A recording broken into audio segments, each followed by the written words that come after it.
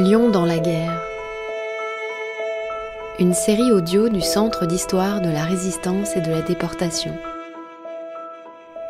Épisode 5, le 11 novembre 1942.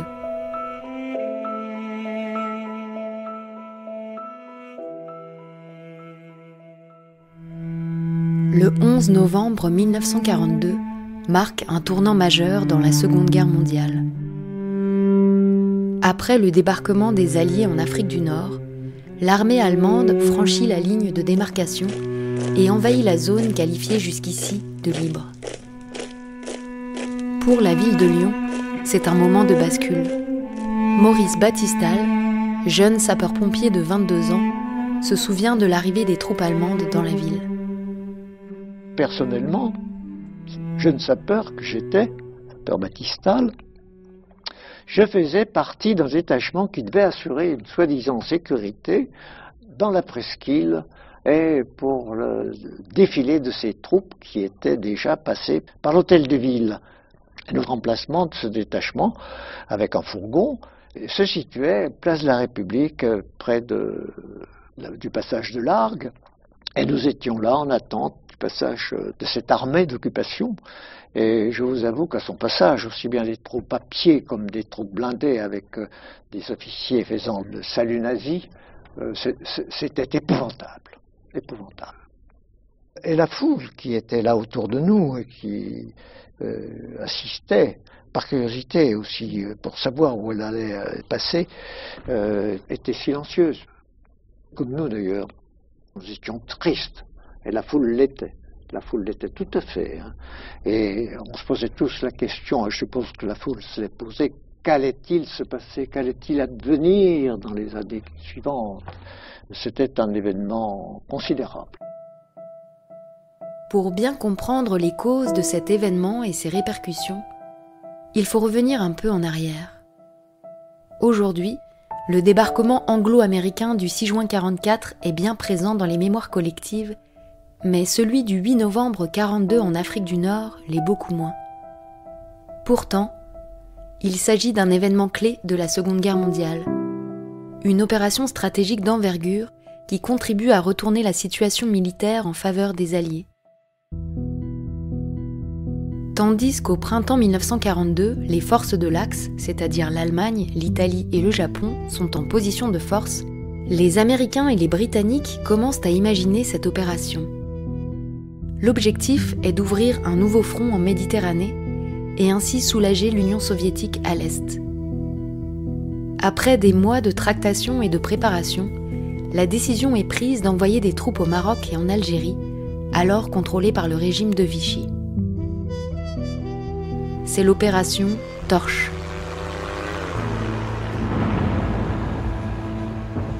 Le 8 novembre 1942, plus de 100 000 soldats, américains et britanniques, débarquent alors sur les côtes marocaines et algériennes. Les Alliés s'emparent rapidement de la ville d'Alger grâce à l'action des résistants français locaux qui neutralisent les autorités vichistes.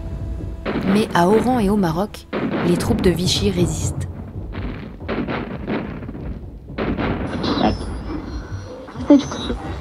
Très vite, la nouvelle de ce débarquement circule. Journal de Denise Domenac-Lalitch, résistante de 17 ans. 8 novembre. Les Anglo-Américains ont débarqué en Afrique du Nord. On ne sait pas encore où ni comment, mais tous les gens se le chuchotent de l'un à l'autre avec des visages épanouis.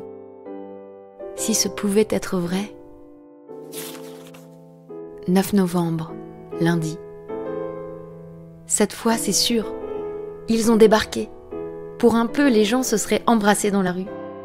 Ils nous font entrevoir la délivrance. Mais quelles vont être les réactions du côté Boche ? Chacun tend l'oreille dans l'attente d'un bruit de bottes. 10 novembre. Partout, on aperçoit des tracts de toutes les couleurs pour inviter les gens à se rendre le 11 novembre au monument aux morts. Les tracts sont signés du Parti communiste. Le gouvernement a évidemment interdit la manifestation. La radio anglaise nous avait d'abord conseillé de nous y rendre, puis ce matin, Elle s'est rétractée en disant qu'elle ferait appel à nous quand ce serait nécessaire, mais que pour le moment, il valait mieux rester tranquille. Mercredi 11 novembre, 12h30. Nous avons entendu le bruit des bottes. Et vraisemblablement, nous l'entendrons encore pendant longtemps.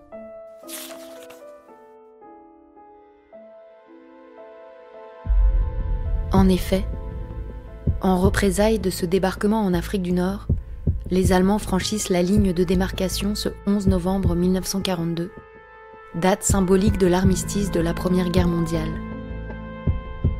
L'occupation allemande s'étend désormais à la majeure partie de la zone sud, tandis que l'armée italienne de Mussolini s'installe au sud-est de la France, dans la zone située à l'est du Rhône, ainsi qu'en Corse. À Lyon, les troupes allemandes défilent dans les rues le 11 novembre. Elles font forte impression sur la population, comme en témoigne Denise Domenac-Lalić.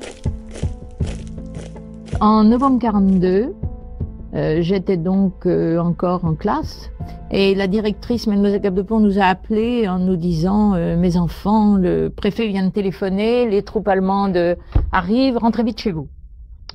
J'ai rencontré un de mes frères et nous nous sommes dit on aimerait bien voir la tête qu'ils ont et en même temps on voulait pas être sur leur passage pour avoir l'air de leur faire la haie. Donc nous étions persuadés qu'ils passeraient place Bellecour parce que place Bellecour c'était le nombril de la ville. Donc nous nous sommes mis dans une encoignure de porte et nous avons assisté à l'arrivée des troupes allemandes. Et alors là, ça a été pour moi un choc considérable parce que jusque-là nous luttions contre quelque chose que finalement nous ne connaissions que d'une façon théorique. Et ce jour-là, j'ai vu arriver des troupes superbes, enfin le mot peut vous paraître choquant, mais c'est comme ça que je les ai vus à l'époque, de beaux garçons, très bien équipés, obéissant dans une discipline qui m'a paru extraordinaire. Et quand nous sommes partis avec mon frère très très impressionnés parce que nous avions l'impression d'avoir vu un rouleau compresseur, une marée qui envahissait tout. Les soldats allemands s'installent dans les casernes lyonnaises. L'état-major prend ses quartiers dans de grands hôtels. Beaucoup de choses changent dans la ville, à commencer par une répression accrue à l'encontre des résistants. En 1942, Lyon est un important foyer de résistance, avec la présence de nombreux groupes et plusieurs journaux clandestins. Cet automne-là, un processus d'unification des différents mouvements de résistance est d'ailleurs en cours. Désormais, les résistants lyonnais doivent redoubler de précautions. Denise Domenac-Lalić explique bien à quel point cette arrivée des troupes allemandes change la donne et comment ses camarades de résistance et elle ont dû alors poursuivre leurs activités autrement. Et tout d'un coup, nous avons pris conscience que nous luttions contre une force énorme. C'était une image terrible. Ça nous a d'ailleurs renforcés dans l'idée qu'il fallait lutter et surtout pas s'arrêter dans ce combat. Alors, dès que les troupes allemandes ont été à Lyon, évidemment, la Gestapo a suivi. Et à ce moment-là, nous avons pris conscience des risques que nous prenions d'une manière beaucoup plus sérieuse. Jusque-là, nous avions fait des manifestations. Moi, je me rappelle être allé danser autour de la... Enfin, danser. Sauter, applaudir, chanter la Marseillaise autour de la Statue de la République, qui était à l'époque, je crois, place Carnot. Nous avons manifesté pour le 14 juillet, nous avons manifesté pour le 11 novembre. Et on avait le sentiment de prendre quelques risques, mais pas terribles. Je me souviens qu'on était poursuivis par des policiers qu'on appelait les hirondelles, qui étaient à vélo et qui avaient des capes dont les ourlets étaient garnis de pastilles de plomb, ce qui fait que quand ils nous tapaient, ça faisait un peu mal, mais enfin, bon. Ça tenait plutôt du jeu du gendarme et du voleur que du vrai risque. Puis à l'époque, je courais vite, ça me faisait pas très peur. Le jour où les Allemands sont arrivés et ont occupé la ville, nous avons eu un sentiment tout à fait différent. On a compris qu'il fallait rester dans le secret, dans la prudence, et les consignes de sécurité sont devenues beaucoup plus sévères. Nous ne nous connaissions plus, nous ne nous présentions jamais sous notre vrai nom. Nous avions tous un pseudo, un nom de guerre. Nous ne savions pas mutuellement où nous habitions. Nous nous donnions toujours rendez-vous dans des lieux publics. Cette date de novembre 42 me reste comme une rupture dans notre manière d'agir. Avant, nous agissions un peu comme des conquérants et nous avons agi ensuite comme des agents secrets. La première arrestation d'un résistant n'a lieu que 4 jours après l'arrivée des Allemands à Lyon, le 15 novembre.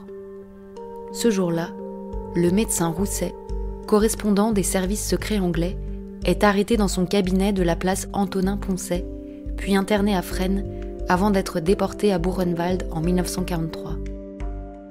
André Laroche, 18 ans en 1942, résiste au sein du mouvement Combat. Il se souvient lui aussi de la situation de plus en plus dangereuse à partir de l'arrivée des Allemands à Lyon, d'autant plus encore après la création de la milice quelques semaines plus tard, en janvier 1943. À partir du 11 novembre 1942, la situation change complètement. La zone sud est envahie et nous avons affaire à ce moment-là à la police allemande, à la milice qui est constituée avec des groupes normaux et la situation devient dangereuse. Certains de nos amis commencent à être arrêtés et se retrouvent dans les prisons lyonnaises. La résistance prend corps, il y a quand même de plus en plus de gens qui y participent, des professeurs, des instituteurs dans les écoles commencent à laisser entendre, à avoir une opposition, si vous voulez, au régime de Pétain, et surtout le fait de l'envahissement de la zone sud quand même influence beaucoup les gens. À côté de cela, la situation alimentaire est vraiment épouvantable. Les gens n'ont plus rien à manger dans les villes, ça gronde. Et quelques petites manifestations commencent à apparaître, notamment dans des usines ou sur des places publiques à l'occasion de la diffusion de tracts. Tout ça, bien sûr, est réprimé même assez durement. Et nos réseaux commencent à être un petit peu démantelés.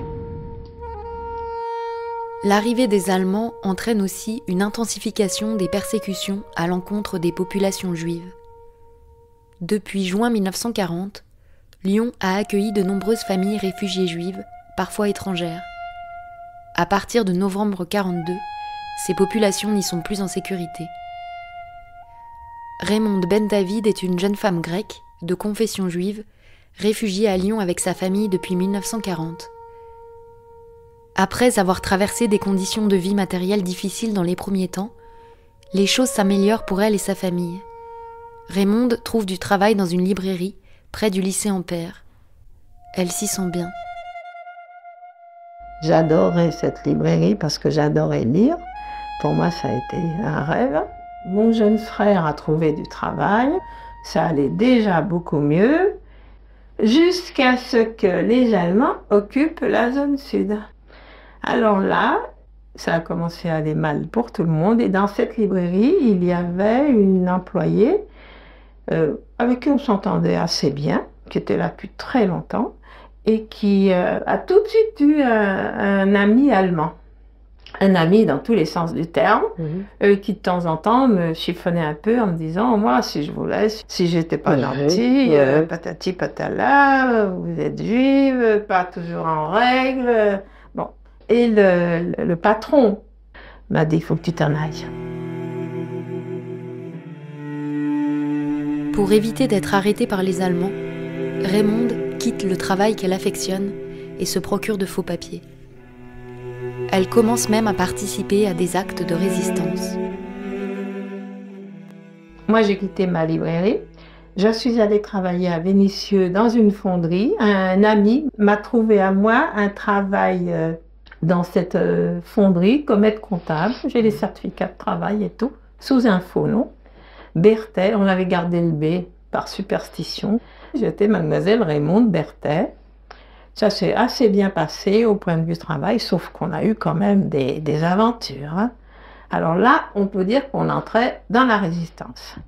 On a commencé à distribuer des tracts, à mettre des tracts dans les boîtes aux lettres. Et puis, et surtout, on a essayé de fournir des faux papiers à d'autres. À partir de l'automne 1942, la situation devient de plus en plus dangereuse à Lyon pour les personnes juives. La jeune Léa Katz, 16 ans fin 1942, est elle aussi réfugiée à Lyon avec sa mère depuis 1940. Après l'arrivée des Allemands, elle se souvient de la peur. De ce que je me souviens surtout, c'est quand il y avait des sirènes et qu'il fallait courir se cacher. Alors dans les abris, on avait peur parce que les Allemands, ils se mettaient devant, ils attrapaient comme ça les gens, là sur la petite place. Ou alors on courait à pied avec maman, la rue Francis de Pressensé jusqu'à Cusset, et quand on est arrivé là-bas, l'alerte était terminée et on revenait. En février 1943, Léa échappera d'ailleurs de justesse à la rafle de la rue Sainte-Catherine, qui entraînera la déportation de plus de 86 personnes juives, la plupart étrangères. En zone nord, occupée depuis juin 40, l'année 1942 est la plus violente en termes de persécution à l'encontre des populations juives. Pour la zone sud, cette violence sera grandissante en 1943 et 1944.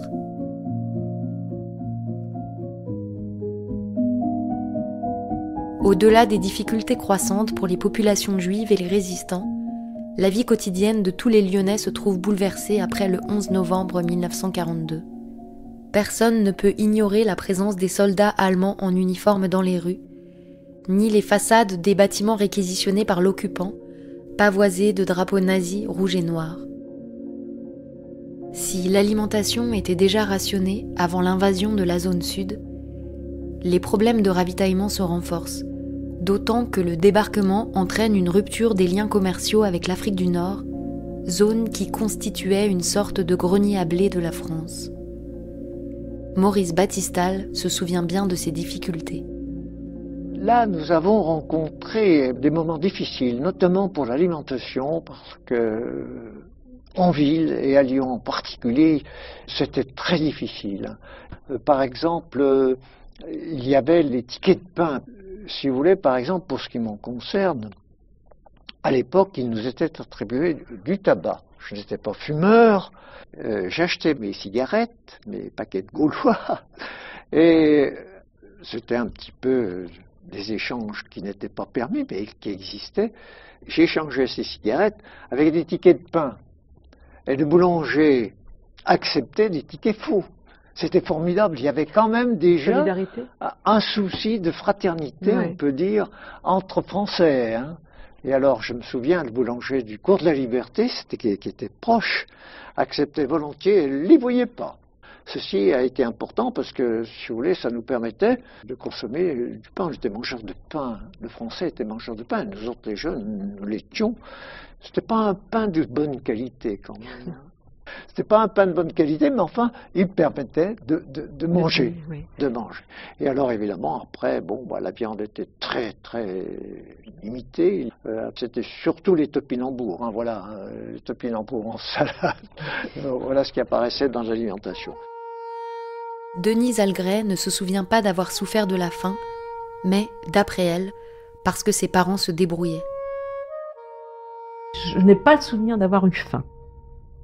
Mais, pour des raisons bien précises, mes parents avaient de très très bons amis à la campagne. Donc ces gens de la campagne ne nous ont jamais abandonnés. Et se sont toujours arrangés par des moyens complètement invraisemblables à nous faire parvenir le minimum. Donc je ne veux pas trop m'étendre sur les problèmes de ravitaillement, sauf que il y avait les distributions à l'école, les distributions de lait. On avait des cars et il fallait en file indienne, on attendait qu'on nous mette une louche dans ce car. Et en même temps, on nous donnait des petites pastilles vitaminées roses qui étaient distribuées par la Croix-Rouge suédoise et qui étaient délicieuses. Troisième chose, alors ça, j'aimais assez, mais c'était pas spécialement ma gourmandise, c'était les bananes séchées. Mais pour dire, quand les bananes fraîches sont réapparues sur les tables, mes parents ont été obligés de m'apprendre à enlever la peau de la banane. Je n'avais jamais vu de banane de mon enfance. Je n'avais aucun souvenir de banane. Je ne les connaissais que sous la forme des bananes séchées. De cette période, Denise Algret se souvient aussi d'une ambiance pesante, d'une atmosphère de peur et du bruit des bottes allemandes. Alors la vie quotidienne, eh bien, il y a les rafles, il y a le camouflage, il y a les rideaux noirs, il y a les vitres peintes en bleu, il y a les sirènes d'alerte, il y a ce bruit des bottes.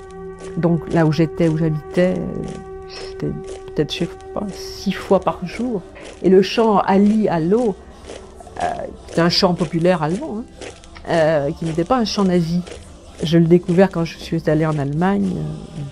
Et quand je suis arrivée au milieu de la jeunesse allemande de l'époque, j'ai entendu ce chant. J'ai cru que j'allais hurler. Parce que ce Ali à l'eau, c'était, pour moi, c'était lié au bruit des bottes, au bruit de cette contrainte permanente, de ce danger permanent. Bon.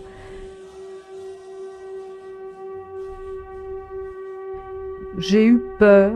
Les alertes, ça devenait de l'ordinaire, c'est-à-dire ça s'était banalisé. Et en plus, nous étions très menacés puisque nous étions à quelques centaines de mètres de la gare des Brotteaux et tout le monde disait que cette gare allait être bombardée. Donc, le fait de se réveiller dans la nuit, de partir avec la petite valise, tout ça, bon, je percevais pas bien le danger réel. Et à un moment, d'ailleurs, on a quitté l'abri, on avait un abri dans l'immeuble où j'habitais, et on partait en direction de Vaux-en-Velin, toujours pour essayer de s'éloigner de cette gare des Brotteaux qui nous paraissait polariser les risques majeurs. Alors, où j'avais peur, c'est ce que je vous racontais tout à l'heure avec ces colonnes allemandes qui passaient sans arrêt, mais à vrai dire, je vivais comme une sorte de décalage par rapport, et malgré tout ce que je pouvais entendre à droite et à gauche, éventuellement des situations difficiles dans lesquelles se trouvait mon père ou des choses comme ça, ça ne m'impressionnait pas au point de me figer. Mais avec l'âge, c'est-à-dire plus je grandissais, plus cette perception de la peur va devenir importante. L'occupation de la zone sud impacte aussi fortement l'opinion publique. Le régime de Vichy, qui n'est plus un bouclier contre l'invasion allemande, perd du crédit aux yeux d'une partie des Lyonnais et des Français. Si la vie des Lyonnais change véritablement à partir du 11 novembre 1942, le débarquement des Alliés en Afrique du Nord constitue en revanche la première étape d'un revirement des rapports de force dans ce conflit mondial. Par les canaux d'information clandestins, les habitants seront informés, peu à peu, des victoires et des avancées alliées et des reculs progressifs de l'armée allemande.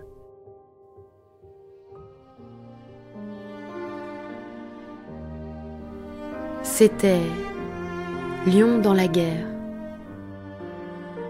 Épisode 5, 11 novembre 1942. Un documentaire sonore avec les témoignages de Denise Algret, Maurice Battistal, Raymonde Ben David, épouse Adonajlo, Denise Domenac-Lalitch, Léa Katz, épouse Weiss, et André Laroche. Ces témoignages ont tous été recueillis par le CHRD dans les années 1990.